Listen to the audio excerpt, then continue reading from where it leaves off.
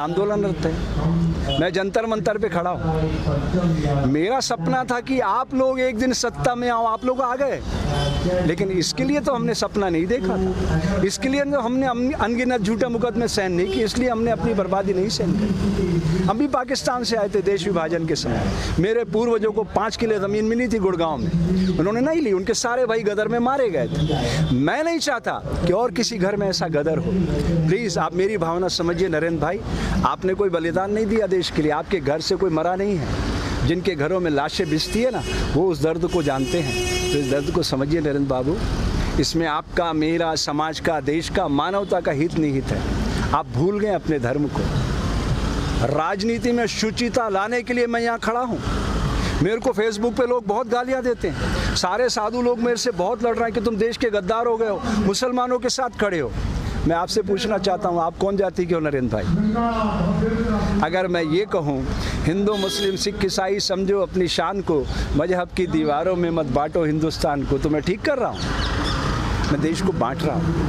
आप समझ रहे हो मेरी बात नरेंद्र बाबू? समझ रहे हो ना मैं हिंदू बनूँ ना तुम मुसलमान बनो, मैं भी इंसान बनूँ तुम भी इंसान बनो। यही सपना लेके आए थे ना आप, उस सपने को आकार दो ना।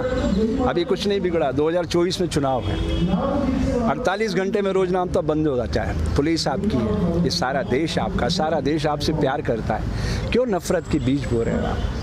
मैं अंत में इतना कहना चाहता हूँ मेरे दोस्त नरेंद्र बाबू, प्रकृति सदैव हिंसा का फल दुख, दया का फल आनंद बरसाती रहती है। इसके खिलाफ मैं जानता हूँ ये देश आपका कुछ नहीं बिगाड़ सकता, क्योंकि आपके पास 303 लोग, लेकिन उस कायनात की शक्ति को आप जानते हैं ना।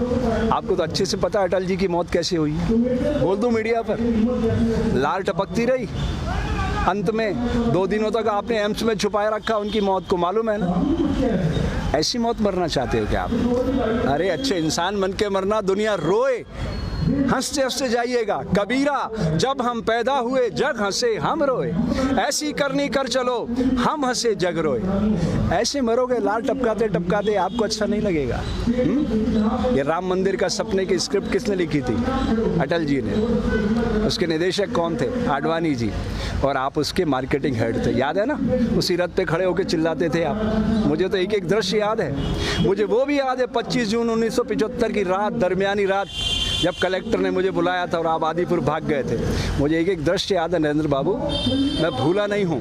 इसलिए आपको याद दिलाना चाहता हूँ दोस्त, ये समय फिर नहीं आएगा। जिन्हें शक हो वो करे और खुदाओं की तलाश, हम तो इंसान को दुनिया का खुदा कहते हैं। मिटा दे अपनी हस्ती को अगर कुछ मर्तबा चाहे, कि दाना खाक में मिलकर गुले गुलजार होता है। तुम गलत दिशा में जा रहे हो नरेंद्र, कल पछताओगे। आज जहां हम हैं कल कोई और था, ये भी एक दौर है, वो भी एक दौर था। कितने और कितने चलेंगे? वो डोवाल कह रहा था, अजीत बाबू, क्या नाम है उसका तुम्हारा NSA वाला, क्या कह रहा था वो? इतिहास लिख रहे हो आप, ये और इतिहास शक्ति से लिखा जाता है। आप भूल रहे हो नरेंद्र बाबू। ये आंसू देख रहे हो ना, अहिंसा और सत्य के आंसू है। महात्मा गांधी, तुम्हारे जैसे लाखों करोड़ों नरेंद्र खड़े हो जाए ना एक पलड़े पे, महात्मा गांधी के समक्ष एक तिनका भी नहीं है। पता है क्यों? अहिंसा और सत्य को उन्होंने अपने जीवन में उतार लिया था। कितना भी अपमान किया, वो बैरिस्टर थे। तुम कितने पढ़े लिखे हो तुम्हें अच्छी तरह से पता है। वो बैरिस्टर थे, सारे कपड़े उतार कर तन पे लंगोटी लगाई और निकल पड़े देश के लिए। आज अगर इस तरह दंगे हो रहे होते ना, तो मैदान में आ जाते और खड़े हो जाते सामने। वो एक शख्स था जो भारत में खड़ा होकर मुसलमानों की पैरवी कर सकता था और पाकिस्तान में खड़ा होकर हिंदुओं की पैरवी कर सकता, इसलिए महात्मा गांधी कहलाया। आप नहीं बन सकते इतिहास पुरुष, कूड़ेदान में फेंक दिए जाओ। इसलिए अपनी शक्ति को पहचानो दोस्त, आज नहीं तो कल। इस समय आपका इंतज़ार कर रहा है, अभी भी आत्मावलोकन का समय है। जय हिंद, जय भारत।